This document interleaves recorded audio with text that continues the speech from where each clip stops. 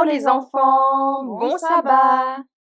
Quel bonheur de vous retrouver tous aujourd'hui pour passer ce moment privilégié avec Jésus. Nous sommes tellement heureuses de vous retrouver. Aujourd'hui, nous allons ouvrir ensemble le livre des livres. La Bible, elle est comme une lampe qui brille sur notre chemin et un trésor rempli de joyeux merveilleux. Avant de commencer, asseyez-vous bien confortablement. L'histoire d'aujourd'hui nous montre que même quand les choses semblent sombres ou un peu épinantes, nous ne sommes jamais seuls.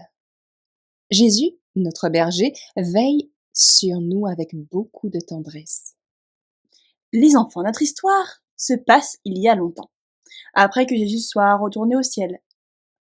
Ses amis les apôtres parcouraient les villes pour raconter à tout le monde combien Jésus est bon. Mais à cette époque, il y avait un roi méchant, nommé Hérode Agrippa. Ce roi voulait plaire aux gens qui n'aimaient pas les chrétiens. Alors, il a commencé à faire du mal aux amis de Jésus.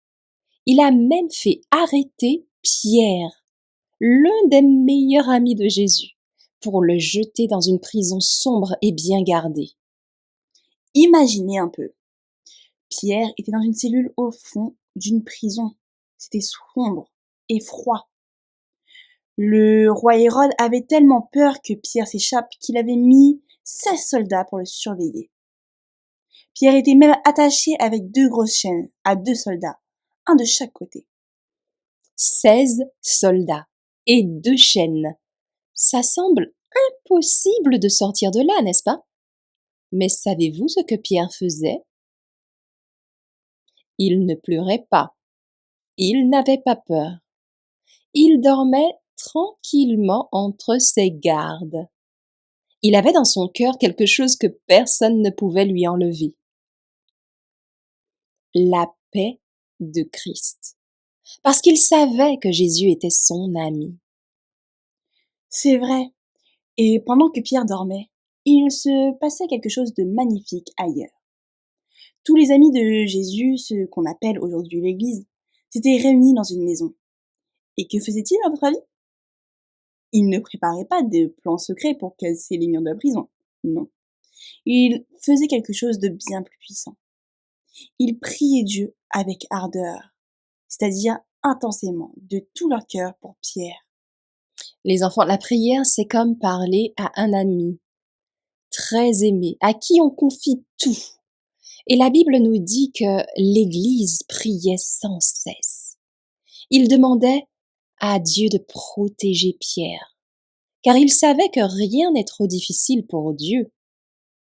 Et tout à coup, dans la nuit noire de la prison, une lumière très brillante a commencé à éclairer la cellule de Pierre. C'était un ange du Seigneur qui arrivait du ciel. Les anges sont des messagers de lumière envoyés par Dieu pour nous aider et nous garder. Mais bientôt nous verrons cela en détail pour d'autres histoires. L'ange a touché doucement le côté de Pierre pour le réveiller, et il lui a dit « Lève-toi vite !» Et là, un miracle s'est produit. Les chaînes sont tombées, toutes seules des mains de Pierre. Pierre pensait qu'il était en train de faire un beau rêve, mais l'ange était bien réel. Il lui a même dit de mettre sa ceinture et ses sandales. Vous vous rendez compte, les enfants? Dieu est si bon qu'il s'occupe même des petits détails comme nos chaussures. Ensuite, Pierre a suivi l'ange. Ils sont passés devant les soldats qui dormaient eux aussi, puis devant d'autres soldats qui dormaient eux aussi. Et quand ils sont arrivés devant la grande porte de fer qui mène à la ville, la porte s'est ouverte toute seule devant eux. Une fois dehors, l'ange a disparu. Pierre s'est retrouvé seul dans la rue, et c'est là qu'il a compris. Maintenant, je sais vraiment que le Seigneur a envoyé son ange et qu'il m'a délivré.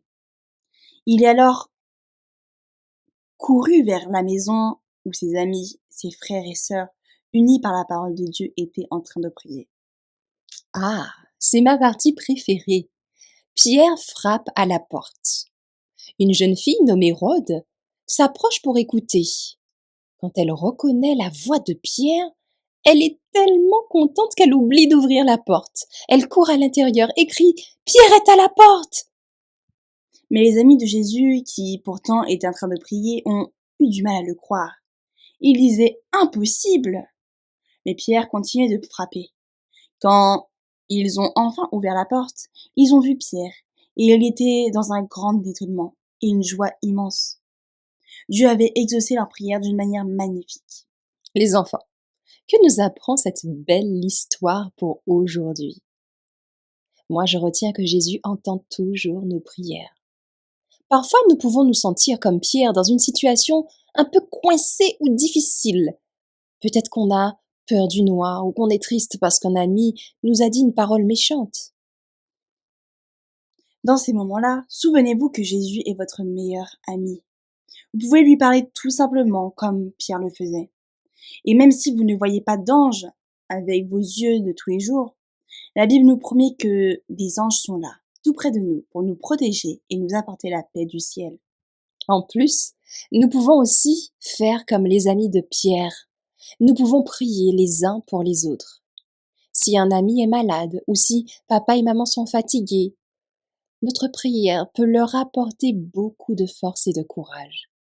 La prière est une puissance de vie qui nous unit tous les uns aux autres et à Dieu. Jésus est comme un grand frère qui nous tient la main. Il a aplani le chemin de la vie pour que même les plus petits pieds puissent y marcher sans crainte. En le suivant, nous devenons des petits missionnaires qui répandent la joie partout. Cette semaine, nous vous proposons une activité. Avec l'aide de vos parents, vous pouvez fabriquer une chaîne de la paix. Prenez des bandes de papier de toutes les couleurs, comme vous voulez. Et sur chaque bande, dessinez ou écrivez le nom d'une personne pour qui vous voulez prier, comme l'Église qui a prié pour Pierre. Ensuite, collez les bandes pour former des anneaux et faites une longue chaîne.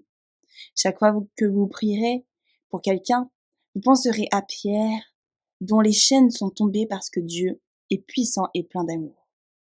Vous pouvez aussi décorer votre chambre avec des étoiles en papier pour vous rappeler que des anges de Dieu brillent autour de vous. Répétons ensemble notre verset à mémoriser pour bien le garder dans notre cœur comme un trésor caché. Pierre, donc, était gardé dans la prison, mais l'Église faisait sans cesse à Dieu des prières pour lui. Amen. Et on peut le lire en Acte 12, le verset 5. Fermons les yeux et joignons nos petites mains pour parler à Jésus.